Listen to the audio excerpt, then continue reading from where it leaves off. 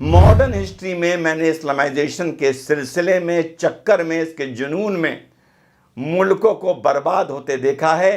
तो इस वजह से अपने रीसेंट एक्सपीरियंस से मैं कतई नहीं चाहता कि इस देश का इस्लामाइजेशन हो, इसलिए कारण भी बताऊंगा कैसे इस्लामाइजेशन होगा और उसकी कार्ड भी बताऊंगा। तो ये वीडियो ध्यान से देखिएगा।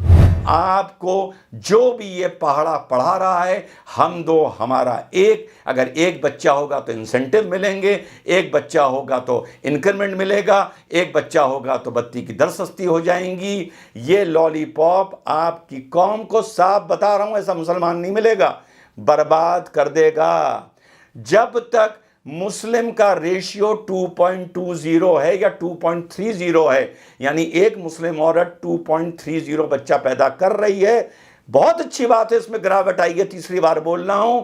हिंदुओं, तुमको भी इस देश में 2.3 की दर से बच्चा पैदा करना पड़ेगा, इसके अलावा तुम्हारे पास कोई ऑप्शन नहीं है। हेलो, नमस्कार, सत श्री अकाल, अस्सलाम वालेकुम, कैसे हैं जनाब। तो साहब, कल टीवी पे चर्चाएं होती रही पीएफआई के विजन 2047 पर। मैं भी कुछ डिबेट्स में था, पर डिबेट्स में पूरी बात हो नहीं पाती, तो सोचा आप लोगों के सामने वो चीज़ विस्तार से बताऊं। तो अब हम चलते हैं आगे, पीएफआई विजन 2047। दोस्तों, ये वीडियो पूरे ध्यान से देखिएगा। पीएफआई विजन 2047 गलत है, परंतु पूर्णतः गलत नहीं है। अगर मुझसे कोई पूछे इस्लामाइजेशन, तो मैं बोलूंगा it is not Islamisation, it will be a political Ismailisation. And मेरे हिसाब से ये 2047 नहीं है, मेरे हिसाब से ये 2062 है, यानी आज से 25 साल बाद नहीं, आज से 40 साल बाद। तो इस वीडियो को ध्यान से सुनिएगा, मैंने इस पर वर्क किया है। महात्मा गांधी विद्यापीठ बनारस यूनिवर्सिटी की एक सीनियर प्रोफेसर से 1 घंटा फोन पर बात की है, उनसे भी इस समस्या को समझा है, 1-2 और लोगों से बात की हैं, अपना एप्लीकेशन ऑफ माइंड किया है, और एक बड़ी रफ स्टैटिस्टिक्स आप लोगों के लिए लेके आया हूं, जो पीएफआई विजन 2047 के बजाय विजन 2062 होगा। वजह भी बताऊंगा क्यों होगा, और तरीका भी बताऊंगा कि वो कैसे कंट्रोल होगा। तो इस वीडियो को बड़े ध्यान से देखिएगा, क्योंकि मैं नहीं चाहता कि भारत का इस्लामाइजेशन हो। पता है क्यों? क्या मुझे इस्लाम से कोई प्रॉब्लम है? नहीं, पर मैंने अपनी जिंदगी में इस्लामाइजेशन के होते के सिलसिले में, इसके चक्कर में मुल्कों को बर्बाद होते देखा है। मुझे मुगल काल, ऑटोमन एम्पायर, खलीफत ऑफ तुर्की, मुझे इनसे मतलब नहीं है। मॉडर्न हिस्ट्री में मैंने इस्लामाइजेशन के सिलसिले में, चक्कर में, इसके जुनून में मुल्कों को बर्बाद होते देखा है। तो इस वजह से अपने रीसेंट एक्सपीरियंस से मैं कतई नहीं चाहता कि इस देश का इस्लामाइजेशन हो, इसलिए कारण भी बताऊंगा कैसे इस्लामाइजेशन होगा और उसकी कार्ड भी बताऊंगा। तो ये वीडियो ध्यान से देखिएगा। सबसे पहले साथियों, पॉपुलेशन राष्ट्र मुद्दा नहीं है, इसको राष्ट्र मुद्दा बना के हम इसको डाइल्यूट करते हैं। पॉपुलेशन, आबादी इस देश की क्षेत्रीय समस्या है, ना कि राष्ट्रीय समस्या। जब हम इसको राष्ट्रीय समस्या बता देते हैं, तो हम उन क्षेत्रों का, अगर हम यहाँ पर ये बात मान के चल रहे हैं कि बढ़ती आबादी देश के लिए हानिकारक होगी, तो हम उन क्षेत्रों के पुराने लीडरान और मौजूदा लोगों को ने जो गलती की है, उनकी गलती को डाइल्यूट कर रहे हैं, उसको पतला कर रहे हैं, इसको राष्ट्रीय समस्या बोलकर।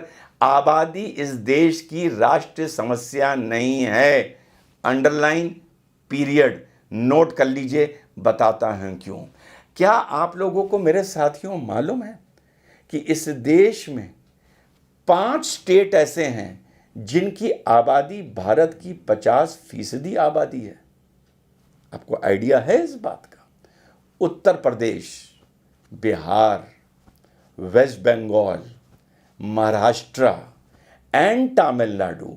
तमिलनाडु की आबादी जो लगभग 8 करोड़ के करीब है, वो बिल्कुल मध्य प्रदेश की आबादी से मिलती है, लेकिन मैं यहाँ जानबूझ के मध्य प्रदेश का नाम नहीं ले रहा, बताता हूँ क्यों। जब आप यूपी, बिहार, वेस्ट बंगाल, तमिलनाडु एंड महाराष्ट्र की आबादी टोटल करते हैं तो ये 66 करोड़ बनती है। सो population is not a national crisis, it is a regional state crisis. पहली चीज। दूसरी चीज, फिक्र भारत सरकार को या हम लोगों को पॉपुलेशन से ज्यादा डेंसिटी पर स्क्वायर किलोमीटर की होनी चाहिए।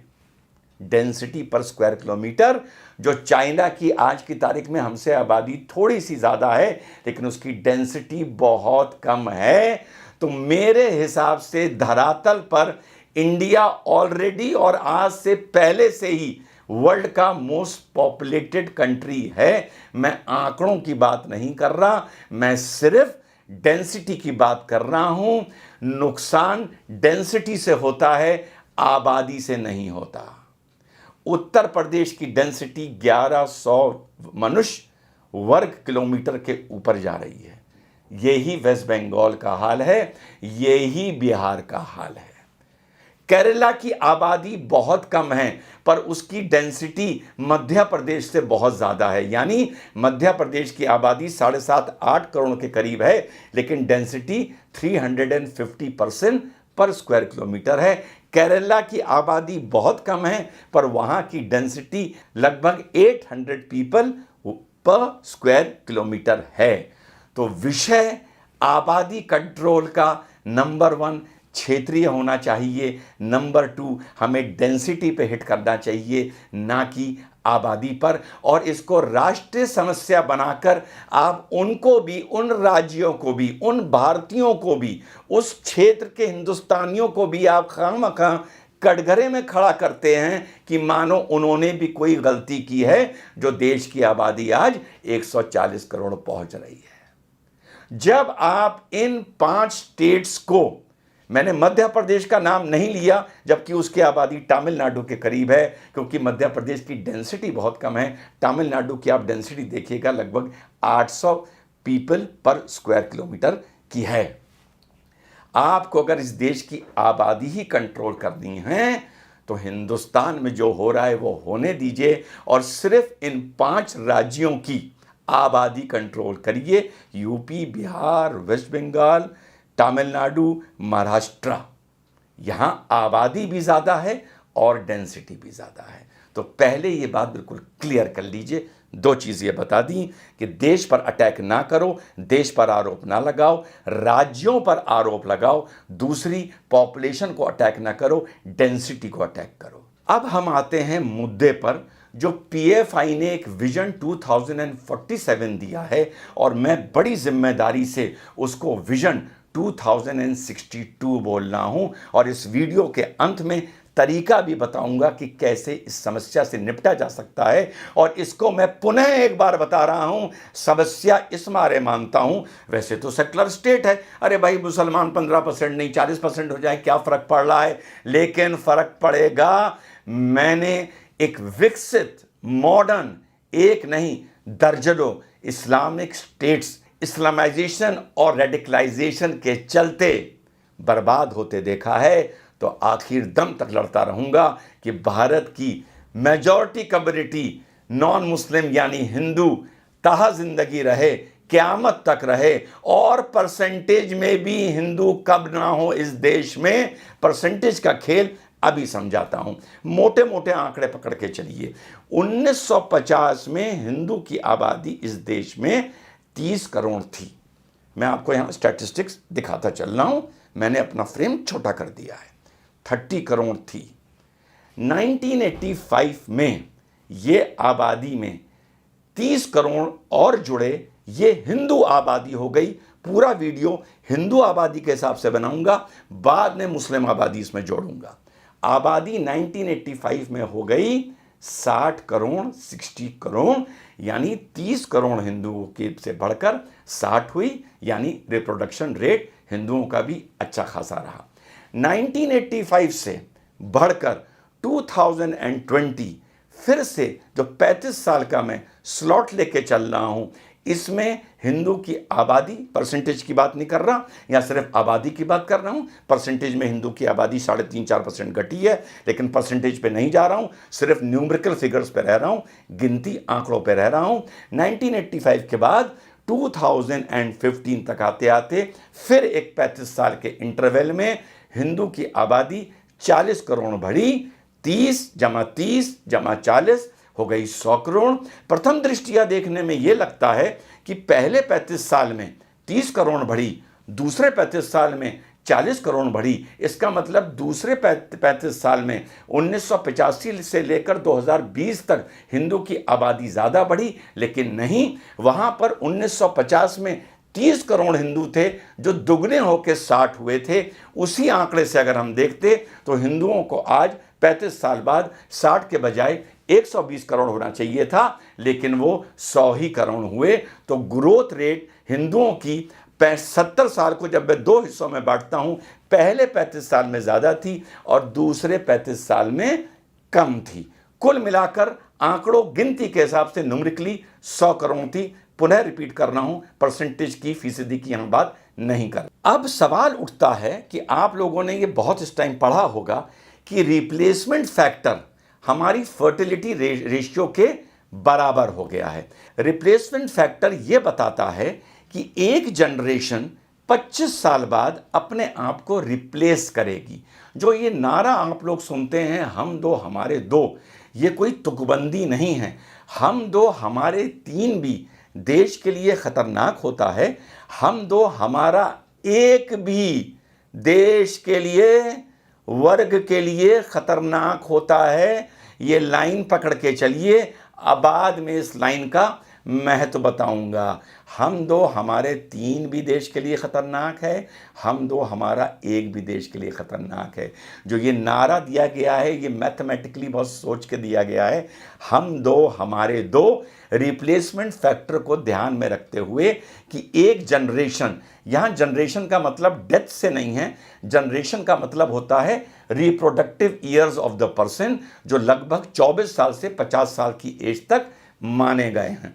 तो हम दो हमारे दो का मतलब कि एक पति पत्नी 2 बच्चे पैदा करेंगे, 25 साल बाद वो रिप्रोडक्शन साइकिल से हट जाएंगे।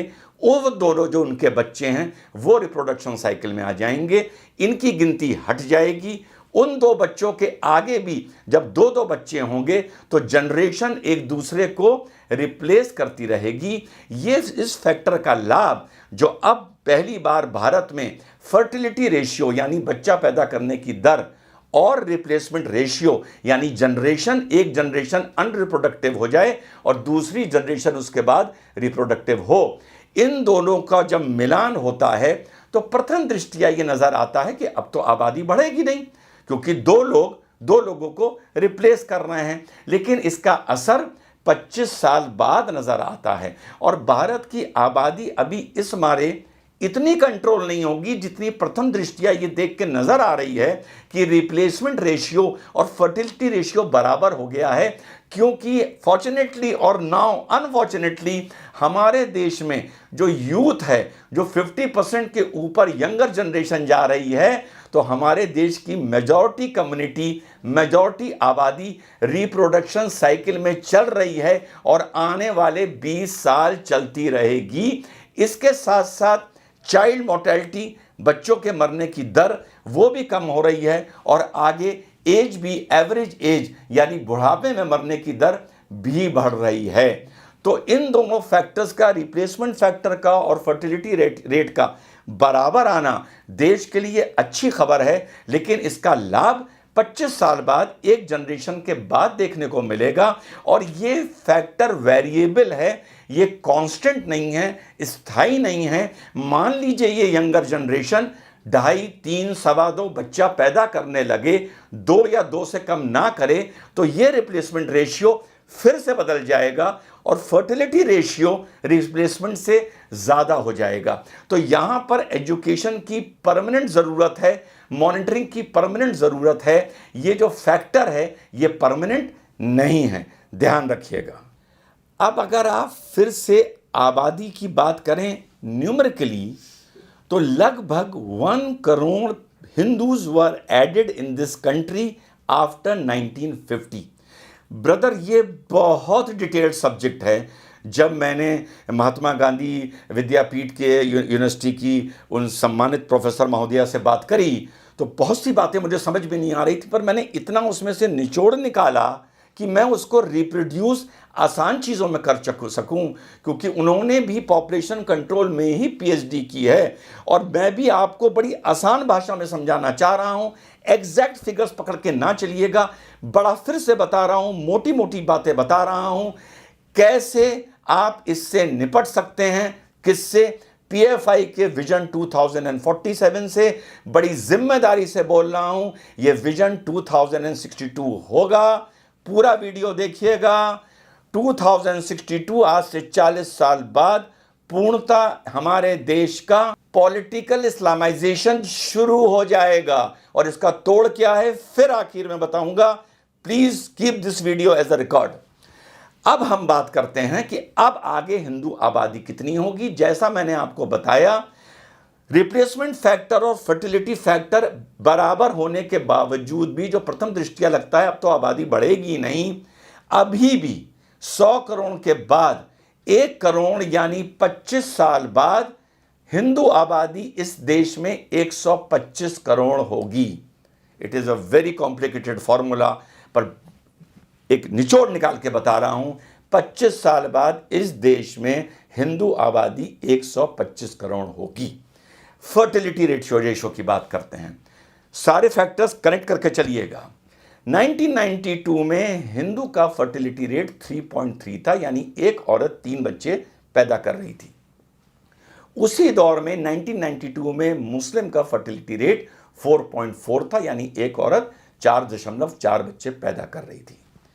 अब 35 साल बाद, लगभग 30 साल बाद इसमें गिरावट आई है। हिंदू में भी आई है और अच्छी बात है मुस्लिम में भी आई है। अब हमारा जो फर्टिलिटी रेशियो है वो हिंदू का निकल के सामने आ रहा है 1.9, यानी एक हिंदू औरत 1.9 बच्चा पैदा करेगी और एक मुस्लिम औरत 2.3 बच्चा पैदा करेगी। पहले 3.3 था और 4.4 था, जो लगभग 25-28% के आसपास का डिफरेंस था।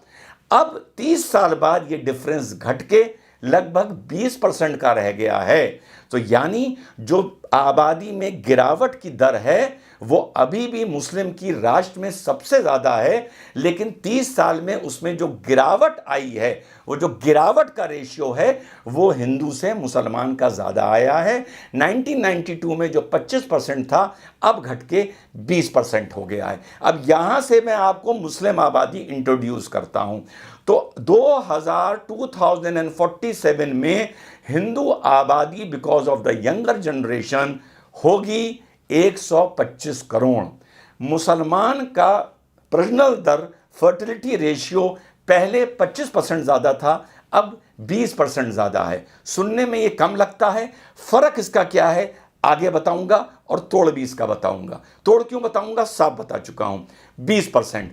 तो जब हिंदू आबादी 100 से 125 करोड़ पहुंचेगी, तो अगर हम हिंदू मुसलमान दोनों का दर यही मान लें, 25% की बढ़ोतरी मान लें, तो जो 20 करोड़ की मुस्लिम आबादी है ये बढ़ के 2047 में कितना पहुंचेगी? नीचे देखते रहिए, 25 करोड़। ठीक, 25 साल में हिंदू पहुंचा 100 से 125, मुस्लिम पहुंचा 20 से 25, सेम रेशियो मानते हुए। पर क्या दोनों का सेम रेशियो है? नहीं है। हिंदू का 1.9 है, मुसलमान का 2.3 है। 20% का फर्क है।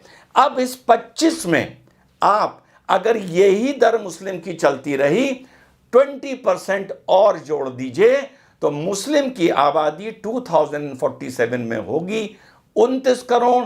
बिल्कुल रियलिस्टिक फिगर बता रहा हूं, ये सब बकवास करने का आदी नहीं हूं कि सन 2050 में हिंदू कम हो जाएंगे, मुसलमान ज्यादा हो जाएंगे। कुछ नहीं, कुछ नहीं, ऐसा नहीं होगा। पर जितना होगा उतना बहुत खतरनाक होगा, पूरा सुनते जाना। तो अब 2047 में हिंदू पहुंचा 125 करोड़, सिर्फ यहां दोनों की बात कर रहा हूं, और मुस्लिम पहुंचा 29 या 30 करोड़। अब इन दोनों आबादियों को आप जोड़ दीजिए, 125 जमा 30, भारत की आबादी लगभग स्टेबलाइज कर जाएगी 155 करोड़ पे। हिंदू मुस्लिम की सिर्फ बात हो रही है, भारत की आबादी में होंगे 125 करोड़ हिंदू और 30 करोड़ मुसलमान, यानी 155, सिर्फ यहां हिंदू मुसलमान की बात हो रही है। इन दोनों की आबादी 155 करोड़ पे स्टेबलाइज करेगी, पूरे भारत की आबादी जाहिर बात है कि इससे ज्यादा पे स्टेबलाइज करेगी। अब 155 करोड़ में जब 30 करोड़ मुस्लिम हुए तो आज से 25 साल बाद मुस्लिम्स की परसेंटेज रेशियो भारत में बढ़ के 15 से 20% हो जाएगी। सारे आंकड़ों को सही मानते हुए, हवाई बात नहीं करता वो अभी भी 20 है, अभी भी 25 है, नहीं, जो गवर्नमेंट बता रही है मेरी मजबूरी है एज अ कमेंटेटर कि मैं हवा में बात ना करूं, तुकबंदी ना करूं, जो मुझे पढ़ने को मिल रहा है गवर्नमेंट के मुंह से और इस गवर्नमेंट के मुंह से, मैं उसी पर बात करूं। तो मुसलमान की आबादी इस देश की 25 साल बाद होगी 20%। यहां से जो मैंने बताया कि उनका विजन, पीएफआई का विजन 2047 यहां से शुरू होगा, मेरे आंकड़े के हिसाब से यहां अचीव नहीं होगा।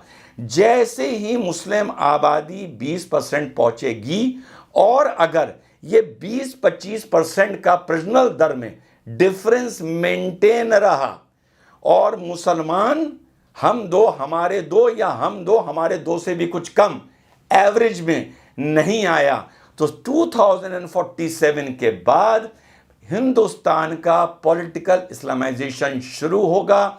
बहुत सी ऐसी सेकुलर पार्टियां आज भी हैं और तब भी होंगी जो इस बढ़ते वोट बैंक को इनकी शर्तों पर, मुस्लिम की शर्तों पर, इनके अपीजमेंट कर, इनके पैम्परिंग पर शेयर करेंगी, उसको कंट्रीब्यूट करेंगी, इनके साथ अलायंस होंगे और 2062 तक बिल्कुल आप लोगों को बिल्कुल नहीं प्रोवोक करके या एग्जैजरेट करके बता रहा हूं, आज से 40 साल बाद मुसलमानों की हमारे भारत में दर 25% होगी, जो सुनने में मात्र लगता है। याद रखिए कि जब भारत का बंटवारा हुआ था तब मुसलमानों का पॉपुलेशन रेशियो इस भारत में मात्र 24% था। आज से 40 साल बाद सारे फैक्टर्स को दिमाग में रखते हुए, रिप्लेसमेंट फैक्टर को दिमाग में रखते हुए, फर्टिलिटी रेशियो को दिमाग में रखते हुए और ये मानते हुए कि करीबन जैसे आज से 30 साल पहले भी मुसलमान 25% ज़्यादा बच्चे पैदा कर रहा था, हिंदू के मैं 1992 से बात कर रहा हूँ, और यही 20% का रेशियो मेंटेन रहा, तो आज से 40 साल बाद, ना कि 25 साल बाद, 25% आबादी एक पॉलिटिकल फोर्स होगी। जैसी पॉकेट्स केरला और वेस्ट बंगाल में क्रिएट हुई हैं, ऐसी बहुत से भारत में क्रिएट होंगी, बिहार में क्रिएट होंगी, यूपी में क्रिएट होंगी।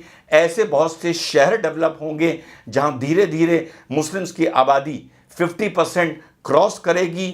हो सकता है 1, 2, 3, 4 मुस्लिम भारत में, यूं तो सेकुलर कंट्री में ये चीज़ बोलना नहीं चाहिए, ये तथाकथित सेकुलरिज्म के खिलाफ है, लेकिन मैंने इस्लामाइजेशन का गलत रूप अपने ही जीवन में पिछले 30 साल में देखा है। इसलिए इस्लामाइजेशन चाहे वो मॉडर्न हो, चाहे वो ऑर्थोडॉक्स हो, इससे भाई मुझे डर लगता है। कभी भी दिन फिर गए, कभी भी वक्त फिर गया, कभी भी एक नई जमात खड़ी हो गई जो एग्रेसिव हुई कि देश को संभालना मुश्किल हो जाएगा।